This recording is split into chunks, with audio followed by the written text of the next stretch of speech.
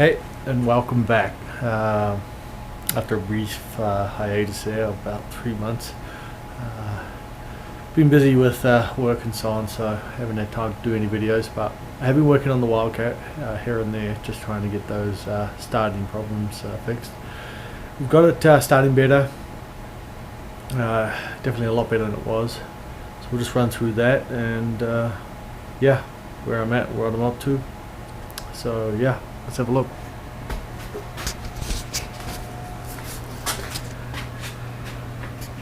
So what I did first was we started going through the electrical stuff that I thought that would wear out. If you know anything about the Wildcats around the 2012s, 2014 models, they seem to have a lot of problems, and nothing really points to one thing that could be wrong with these things. So I started just thinking about things that could wear out and so on. So we replaced these, the coils. Didn't really do anything. Then next we replaced the regulator and rectifier here and that. Just still gotta screw that back down. It's a little different to the original where it's higher, so you have to get long screws. So we'll get that in there. When I put these things in, it actually started a lot better and restarted. It still has a little problem on the second start. So the next thing we did was replace the fuel pump, and the workshop is a mess, so excuse that, but this is what my pump looked like. I mean, crusty and rusty. Doesn't mean that it wasn't working properly, but it was something that and I did not test the pressure. I wasn't going to bother with that. I was just going to replace these things because these are things that can wear out. So replace those,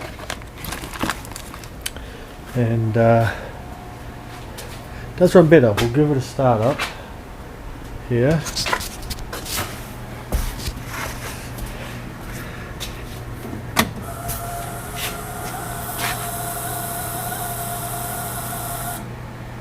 Fuel pump sounds a little different. Sound a little bit louder. Okay.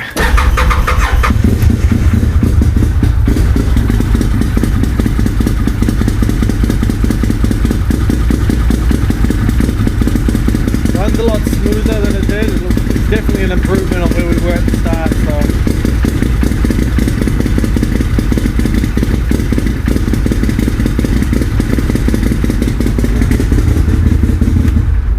So I think I've made definitely improvements on that. Other things I was working on was trying to I did laughably try my own wrap. I mean, probably from a distance it looks okay, but I definitely am not a person who can wrap. So I will find a place that I can get this done. But this is basically what I'm going to have the idea for this side by side. I'm going to get that maybe done like that on the doors and maybe the fenders. I'm unsure right now, but it'll be a mix of that and matte black. So yeah, trip it out. But that's sort of slowly being worked on. We'll come back and forth through this. I'll keep on doing videos of where I'm at, but I have another project that it's been sitting a couple of years. I actually started a couple of years ago, so we'll take you out and we'll show you what that is. Probably not as fun as this, but it's something I want to get done, and I want to have it ready for both of these actually for next summer, because we want to actually use these things instead of just being junk in our garages. Okay, let's go outside and I'll show you what I got. So it's a camper, yeah, which is kind of boring most times, but the idea for this is what I want to do with it is run all on electric, get rid of the propane, all the pipes and all that. It's a 1973 18 footer. I started doing the windows, as you can see. Axles have been done. I've done the windows on this side.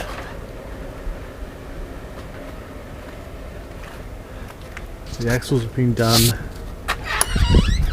Done the doors. She's crusty and all. on the inside.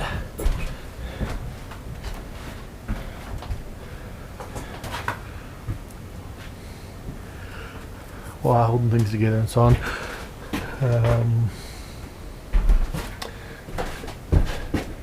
So you're sort of limited on how we can do the floor plan here, so it's kind of going to stay the same. Bathroom will still be in the back here and so on, but I'll swap it so the shower's on this side. The toilet can stay where it is, and I'll have a vanity over here. But yeah, they say it's all, I wanted it all to run on electric, as much 12 volt as I can, and that is the idea. Got to redesign the whole kitchen. There's a lot of stuff here that we don't need, and that we're still trying to see if we can still get AC. It used to be on the roof here. I redid the roof as well, so I'm going to see if I can still get AC in here. That can run on 12 volt, which is kind of a big one, so we'll see on that. But yeah, I wanted to do a few more windows today. Of course, these are the old louver windows, wholesome as they are. Just hard to get parts, so that's why we've gone to these new frameless, because it's a little tidied up right now. They're just roughing them in so then I can work on the inside, and then all that, of course, we're going to gut the whole thing here. This is the plan, so rewire it, do all that stuff, and yeah. So that's the idea. So I can work on this on the inside, because I could be able to heat it in winter and work here and get it done. And but yeah, kind of a little bit of a redesign. I think what I want to do is, I've seen some of the more modern ones have the bed at the front, so I just got to take out some of that, and I think I can squeeze in a double bed, and then put the dinette here, just have it seat out here, and maybe a seat out here, and have that there. It used to have sort of like a bunk bed there, which I'd like to still keep somehow. I've just got to work that one out. But yeah, refurb it. Basically be a brand new camper by the time we're done, with a really cool shape to it and all that. I mean, we can jump out and drop some money on a new camper, but if you're going to buy a nice shapely one, and that, you're probably going to drop quite a bit of money compared to what I'm going to spend on this. I'm hoping to keep it within about 15 to 20 grand. I think by the time we buy all the fittings and stuff for it.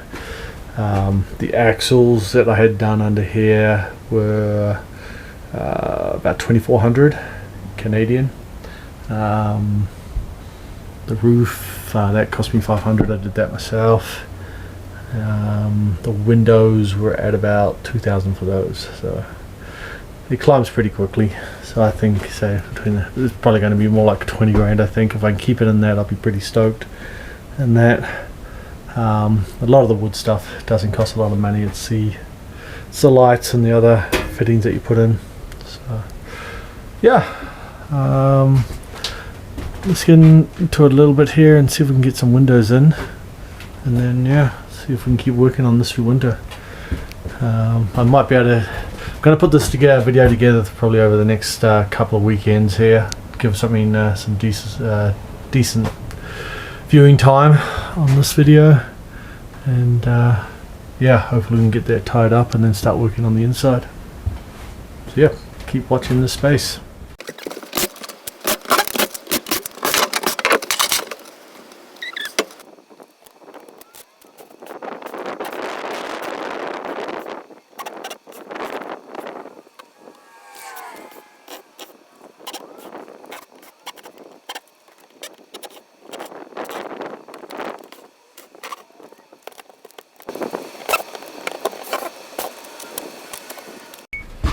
So I've got the new rear window here. I'm just, got my wrong.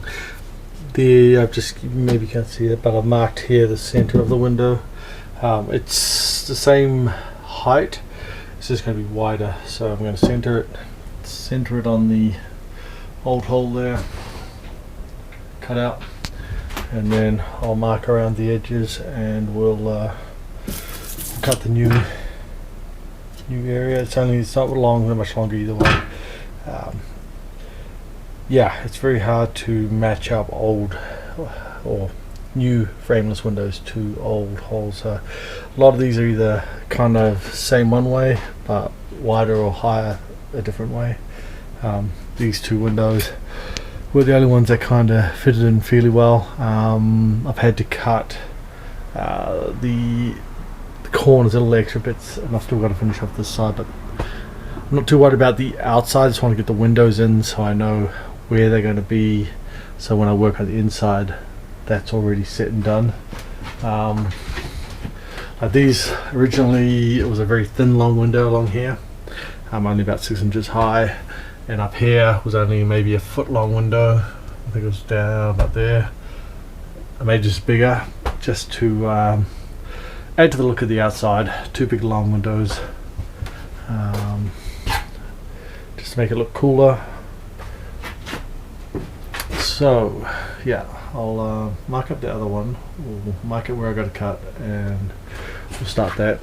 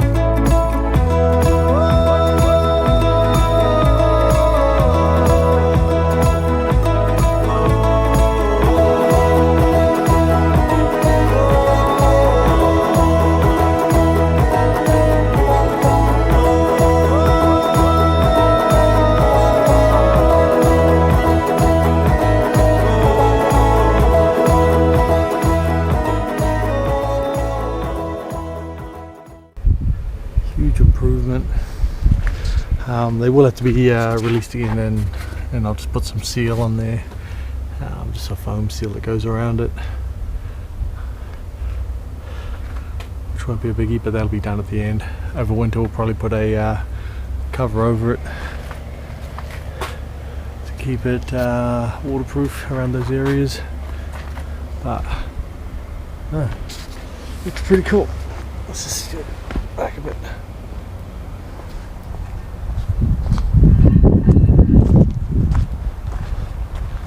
Just a way more modern look at the whole thing. Some upgrades. Fairly easy to do as well. It's really about cutting the hole. It's just when you cut through those studs, you're going to have to remember that you would have to fix those up structurally and that. If you're wondering what I used to cut, I did use a steel cutting carbide tip or saw. You don't really need it for the aluminum. It will cut through it with even a normal wood blade. But I'll see if I can get these two smaller windows in today as well, and that'll just leave me the two front ones. Yeah, and this is what I was saying about how these ones did fit straight in, and then I just cut in the middle. I got from, actually I was lucky enough that underneath the camp here when they did the axles, it was actually they'd used the same siding underneath, so I'm just going to take all that off and use it where I need it to fill these in. Cut these. You won't really notice these too much when they're painted, but yeah, it's just that they you've got the that's what I taped over here right now, but yeah, so you can sort of see where it came to the old window, just with the curves obviously that they're going to need to be filled in. So I've already cut these ones. I just got to do those, the ones. I think that again will be for summer, the outside stuff. Right now I'm just trying to get these windows in so I can carry on working on the inside. We'll worry about the outside when it comes to summer. That's the easy part and that, but let's carry on and see how far we get along to today. Okay, so I went ahead and installed these last two. Pretty much the same process. Just cut them a little wider. And the bathroom one here. Have a quick look outside there. So for now I'll just duct tape these corners and we'll cut the metal for them later. This one came out a little better. But again, we'll chuck a cover over winter. But that's it for now. Next week I'll finish up these two at the front here. And yeah, then we'll start working on the inside. Okay, so here we are back again about 2 weeks later. Snowed a little bit. Gonna try and get these last two windows in. So get inside and we'll start taking off the trim on the inside. Pull those out and see how these new ones fit in. They are a little smaller than the original. That's about the best I can find. I didn't want to cut bigger. I'd rather go small a little bit on this one because I had to try to stay within the confines of everything around it. So yeah, let's get into her and see how we go.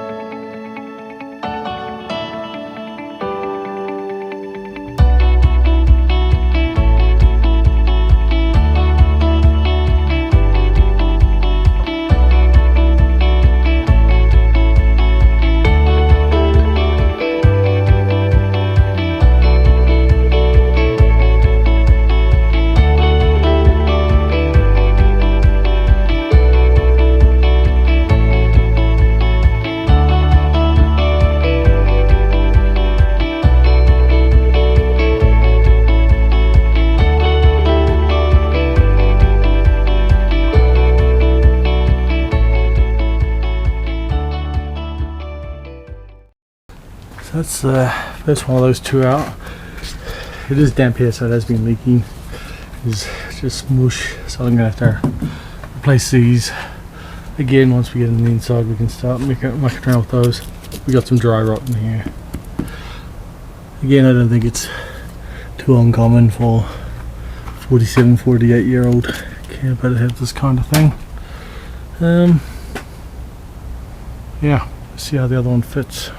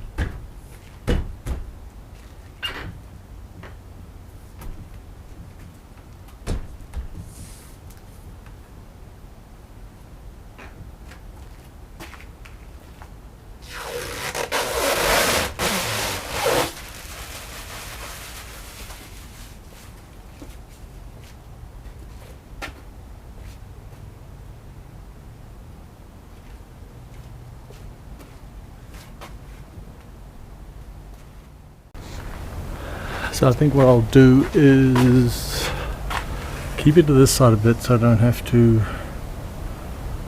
fill in so much here. It will be more obvious. It's easier, I think, to fill the middle piece here and hide it a bit better.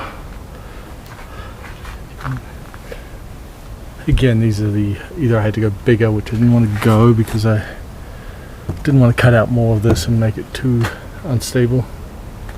So I figured I'd go smaller, and they look good. But yeah, I think I'll go somewhere about there. Well, I'll just put a bit of fiberglass trim in here, and then maybe middle panel in between, whatever looks better. But nope, that looks good. We'll rebuild the stone chip guards. and that it felt pretty rotten in there too. A lot of the screws just pulled out. So we'll go on to the other one, and we'll just secure them, and that would be it, I think.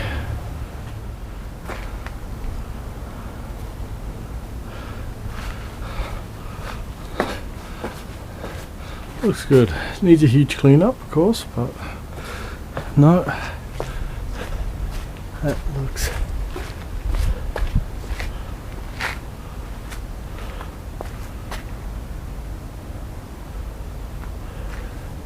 sharp. Makes it look sharp.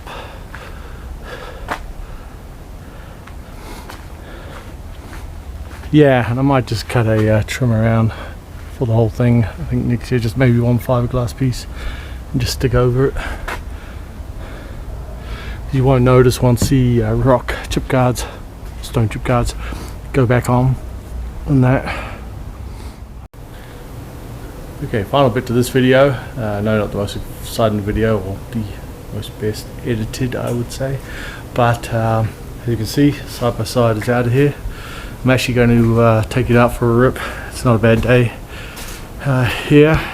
Doesn't seem to be much snow out, so I've got it loaded up, and yeah, grab the family and head out, see how she goes. I just want to give her a rip and just clean it out. I think clean out the cobwebs really good. Take it out for an hour and just ride it around and see how it goes, if it breaks down or not, and that. So yeah, let's go. So here we are, we got out here. A little bit of snow on the ground, but I got it out of there okay. Tore my cover to shreds a little bit, but we'll unload her and see how she runs.